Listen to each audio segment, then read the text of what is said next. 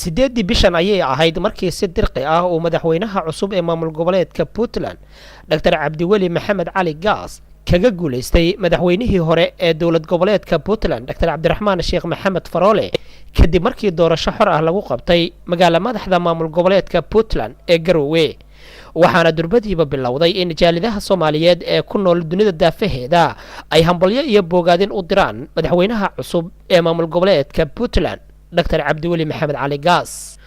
gudoomiyaha jaaliyadda Soomaaliyeed ee gobolka Western Cape ee dalkani Koonfur Afrika mudane Cabdiraxmaan Axmed Cumar Jidow ayaa si kal iyo laab ah u soo dhaweeyay guusha uu gaaray madaxweynaha cusub ee maamul goboleedka Soomaaliyeed ee Puntland Dr. Cabdiweli Maxamed Cali Gaas oo si dirqiya uga guuleystay madaxweynihii hore ee maamulkaasi Dr. Cabdiraxmaan Sheekh Maxamed Faroole magacayga la yiraahdo Cabdiraxmaan Axmed Cumar Cabdiyare Jidow ahna gudoomiyaha jaaliyadda South Africa gobolka Western Cape waxaan halkan hambalyo iyo bogaadin uga dirayaa dawladda cusub ee ka dhalatay dowlad goboleedka Puntland ee ugu horeeyo madaxweynaha cusub ee dowlad goboleedka Puntland mudane Cabdiweli Maxamed Cali Gaas iyo ku-xigeenkiisa Cabdixakiim Cabdullaahi Xaaji Cumar Camey iyo gudoomiyaha baarlamaanka ee golaha wakiilada Puntland gudoomiyaha ayaa ku booriyay wajiyada cusub ee ka soo muuqday masraxa siyaasadda maamul goboleedka Puntland in ay noqdaan kuwa waajibaadkooda guta isla markaana door wanaagsan ku yeesha guud ahaan nabadda dalka Soomaaliya aad iyo aad baan ugu hambalyeynaa waana soo dhaweynaynaa waxaana ka rajaynaynaa in ay dowladda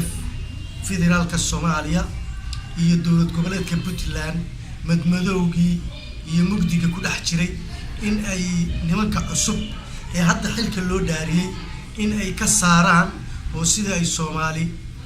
wax qaybsigeedii iyo wadajirkeedii iyo hanaan socodkeedii ay u hirgeli lahayd in ay ka shaqeeyaan haddii Ilaahay yidhi waxaan kaloo hambaleynayaa madaxweynihii hore ee xilka ka degay shaqadii ay soo qabteen 5 sanadood ee xilka hayeen baan ugu mahadcelinayaa meeshii ay soo gaarsiiyeen walaalahood baa hadda kala wareegay waxaana ka codsanayaa inay walaalahood ay garab qabtaan oo tala iyo tusaalaba ay la garab istaagaan oo ay noqdaan kuwa maaragtay madaxdii shalay hanaankii wadi jirtay maantana u heelan in hanaanka madaxda timid ay yani maaragtay ku garab siiyaan si kastaba ha ahaatee madaxweynaha cusub ee maamul goboleedka Soomaaliyeed ee Puntland Dr. Cabdiweli Maxamed Cali Gaas iyo golihiisa cusub ayaa looga fadhiyaa in ay xal waara ka gaaraan khilaafkii muddooyinkii ugu dambeeyay soo kala dhex galay madaxweynihii xilkiisu dhamaaday ee maamulkaasi Puntland Cabdiraxmaan Sheekh Maxamed Faroole iyo dowladda federaalka Soomaaliya Dr. Cabdiweli Maxamed Cali Gaas madaxweynaha cusub ee maamul goboleedka Soomaaliyeed ee Puntland ayaa noqonay madaxweynihii shanaad ee uu yeesho maamulkaasi Xasan Kaafi Maxamed Shire telefishinka caalamiga Home Cable Koonfur Afrika